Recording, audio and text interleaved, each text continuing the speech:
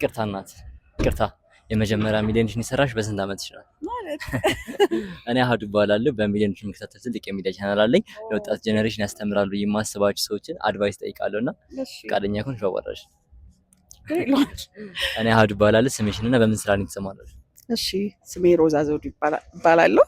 ሮዛ ዘውዱ ይባላለሁ። በሪል ስቴት ዘርፍ ነው የተሰማራሁት። በጣም አሪፍ። ቢዝነስ ኦነር ነሽ? ቢዝነስ ኦነር አይደለሁም፣ ተቀጣሪ ነኝ። ተቀጥረሽ የምትሰሪው? ተቀጥሬ ነው የምሰራው። በጣም አሪፍ። የመጀመሪያ ሚሊዮንሽን ሜክ ያደረግሽው በስንት ዓመትሽ ነው? በ32 ዓመት። እውነት? አሁን ስንት ዓመትሽ ነው?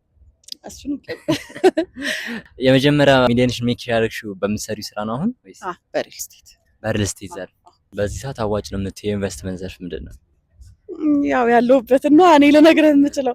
አዋጭ ብዬ የምለው ያው እንግዲህ እንደ ኢንቨስተርም ቤት ላይ ኢንቨስት ቢደረግ የኢንቨስትመንት ዘርፍ እንደ አልሚም ዴቨሎፐርም ደግሞ የቤት ልማት ላይ ተሰማርቶ ወደ ሽያጭ ቢገባ እንደ ተቀጣሪም ደግሞ በቃ ጥሩ ነው። አሁን እኛ ተቀጥረን ያለ ነው፣ ግን ሪል ስቴት ዘርፍ ላይ ያለ ተቀጣሪ ኦልሞስት እንደ ቢዝነስ ኦነር ነው እንትን የምትለው መንዝሊ ኢንካምህ ትንሽ ከሌላው መደበኛ ስራ ከፍ ስለሚል ማለት ነው።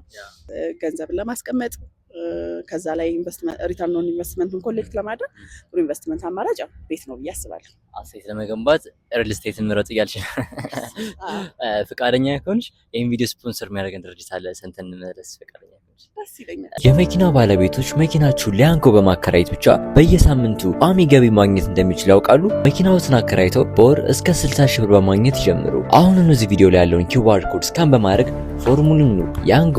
ስኬት ላንቺ ምንድን ነው? ስኬት ለኔ እግዚአብሔርን ማወቅ፣ እግዚአብሔርን መፍራት። አንድ ሰው በስራው ላይ ስኬታማ ለመሆን የስኬት ወይንም ፎርሙላ እንዳያስፈልገው ብለሽ ታስቢያለሽ? ማንኛውም ስራ ያው ከባድ ጥረት ይጠይቃል። ያልተቋረጠ ጥረት ኮንሲስተንሲ የምንለውን ነገር ማለት ነው። ዛሬ ጥሩ ነገ ማቆም ምናምን ሳይሆን ማንኛውም ስራ እኔ አሁን የማውቀው ሪል ስቴት እና ረጅም ዓመት 10+ ይርስ ሰርቻለሁ።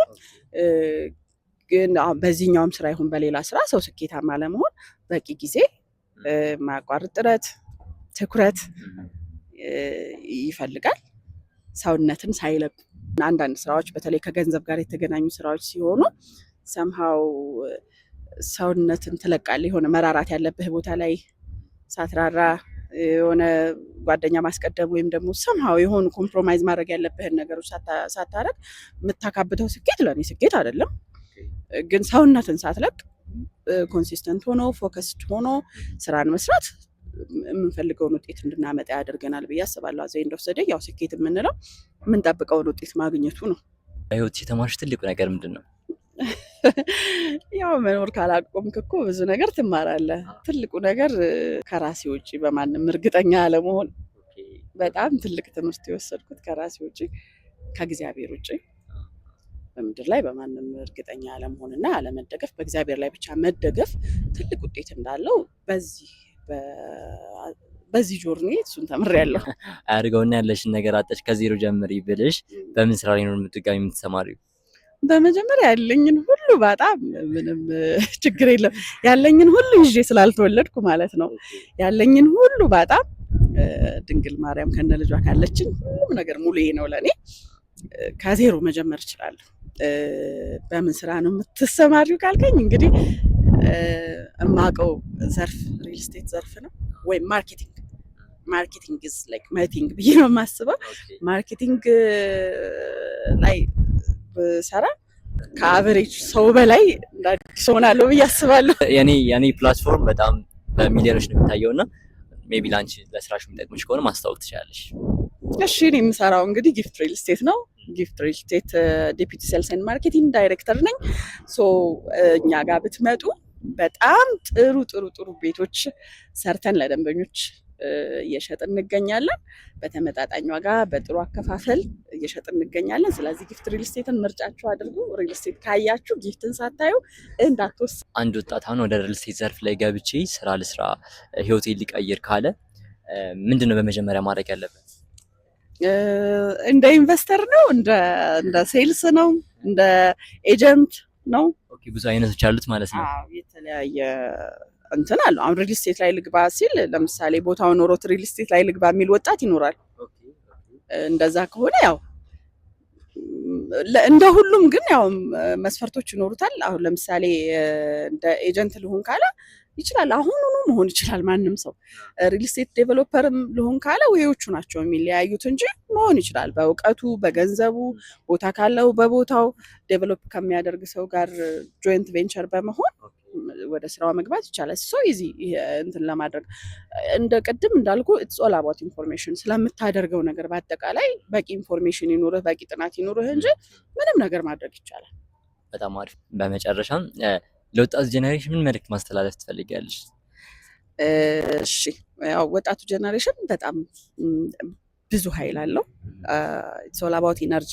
ብዙ ነገር ለማድረግ ኤነርጄቲክ ነን ወጣት ስንሆን ወይም ስትሆኑ። እሺ ወጣቱ ትውልድ ማድረግ የሚገባው በራሱ መተማመን፣ እግዚአብሔርን ማመን፣ ስራ ላይ ፎከስ ማድረግ፣ ጊዜ አለማባከን። አሁን ያለን ወይም ደግሞ እጃችን ላይ ያለው ነገር ትልቅ ሪሶርስ ነው። ያ ትልቅ ሪሶርስ ጊዜ ነው። ያ ትልቅ ሪሶርስ ኢነርጂ ነው፣ እውቀት ነው። ወጣትነት በራሱ ትልቅ ሪሶርስ ነው።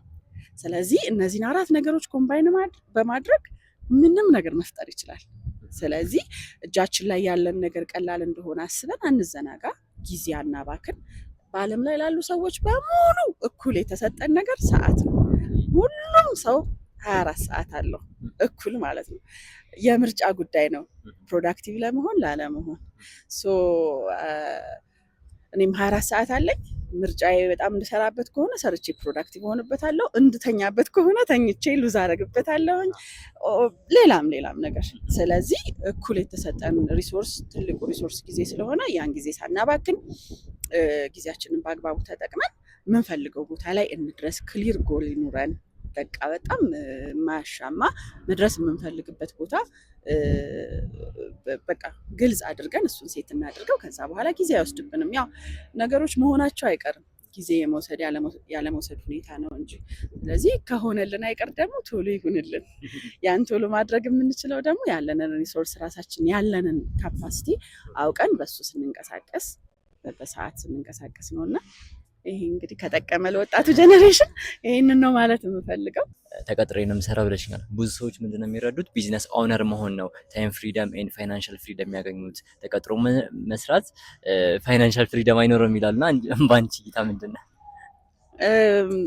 ያው ሾርት ከት ከፈለግን አይኖረውም፣ ግን የሚበቃውን ያክል ጊዜ እና አቴንሽን ሰተነው ከሰራን ተቀጣሪም ሆነ በጣም ብዙ ነገር ሜክ ማድረግ ትችላለህ። አሁን በጣም ሰክሰስፉል ጓደኛለችኝ፣ እንደውም የሆነ ፖድካስት ላይ ስታወራ፣ እንደውም ሌላ ጊዜም ዲስከስ እናደርግ እንደዚሁ እናወራለን። እና ከአቨሬጅ ቢዝነስ ኦነር በላይ መንዝሊ ኢንካም ያላቸው ተቀጣሪዎች አሉ።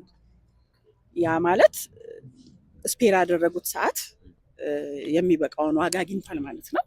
ስለዚህ በጣም ብዙ የሚከፈላቸው ተቀጣሪዎች አሉና ምንድነው የምፈልገው የሚለው ላይ ነው ሰው ማተኮር ያለበት። የምርጫ ጉዳይ ስለሆነ ብዙ ነገር ማለት ነው። ሰው ተቀጥሮ መስራት ሳይሆን ዋናው ምንድነው የተሻለ ነገር ለኔ ሊያመጣልኝ የሚችለው ነገር ብሎ ማስቦ ዛሬ መስራት ማለት ነው። አዎ ኤግዛክትሊ። በቃ ስለ ጊዜ አውርተሽኛልና ጊዜ ደግሞ ከገንዘብ በላይ ነው እና ጊዜሽ ለኔ ስለሰጠሽኝ በጣም አመሰግናለሁ። ሌላም ጊዜ እንገናኛለን ብዬ አስባለሁ።